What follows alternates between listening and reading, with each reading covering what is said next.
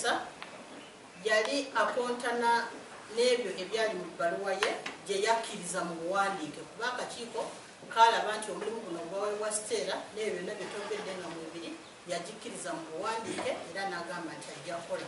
Kati mu kugaana ebyo ebyali bimulagiddwa okukola yali akontanye n'ekyo ye kennyini kye yali akkiriza, era ng'ekyo kimuleetera okuba nti asobola okubonerezebwa olw'okugaana okukola omulimu ogwo oguba gumuweereddwa.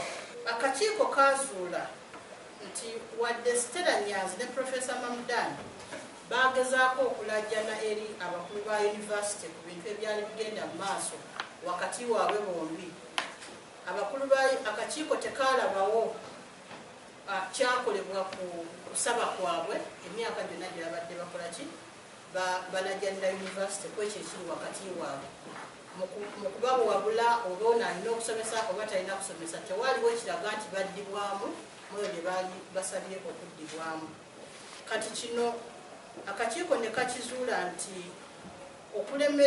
obutaddibwamu obutaddamu eri Stella ne Profesa Mahamood ku bintu byabwe bye baali basabye baddibwemu kyaleetera obutakkaanya bwabwe okukula paka ku kino kye twalaba ne Stella okutuuka okukola ki okweyambula. Enkola yaffe nga Makerere si ya mulembe nnyo. Amateeka gaffe munda ge tukozesa e Makerere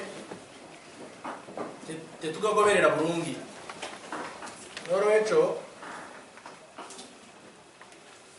bano Ariipoota beeyogerako tebakozesa bulungi obuvunaanyizibwa bwabwe ne bagoberera amateeka. Tugenda yita olukiiko olwa disciplinary olwa yunivasite ku Lwokutaano